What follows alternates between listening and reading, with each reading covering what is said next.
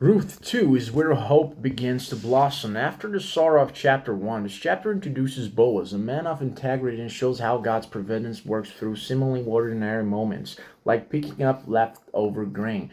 First part of this chapter covers Ruth gleans in the fields. Naomi has a relative named Boaz, a wealthy and respected man from Elimelech's clan. Ruth offers to glean, gather leftover grain from the fields, which was a provision in the law for the poor, okay? As it turned out, she ends up in Boaz's field, a hint that God is guiding her steps. Second part of the chapter, Boaz notices Ruth. Boaz arrives and greets the harvesters with a blessing. He sees Ruth and asks the foreman, "Whose young woman is that?" They explain she's a Moabite who came back with Naomi and that she has been working hard all day. Boaz sees not just a poor woman, he sees her character and story. Third part of this chapter covers Boaz shows kindness to Ruth. Boaz speaks directly to Ruth, something unusual for a wealthy man toward a foreign woman. He tells her, "Stay in his fields, follow his servant girls." He's told the man not touch her, and he's told the man not to touch her, and she can drink from his water jars. Okay, Ruth is stunned and asks, "Why have I found favor in your eyes?" Boaz answers, "I've been told all about what you've done for Naomi. May the Lord repay you." Boaz blesses her, recognizing her faithfulness and sacrifice, not her status or looks, okay? Fourth part of chapter, shared meal and extra favor.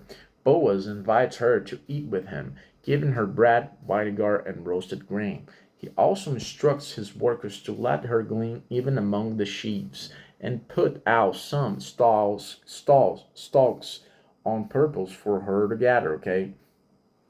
He goes above and beyond the law, showing grace, not just obligation. That day, Ruth gathers about an ephah of barley, nearly 30 pounds, a huge amount for one woman, okay? So the fifth part of the chapter covers Naomi recognizes God's hand. Ruth brings home the grain leftover food from lunch. Naomi is amazed. "Where did you glean today?" Ruth tells her about Boaz. Naomi lights up. The Lord bless him. He has not stopped showing his kindness to the living and the dead." She then tells Ruth that Boaz is a close relative, a guardian redeemer, okay, someone who can redeem a family's land or name. God is quietly waving redemption through Boaz's kindness, okay? What are the key lessons from this chapter? The first one is God works through ordinary choices. Ruth was just gathering grain, but God was guiding her to favor and provision. Second, true character shines through small acts.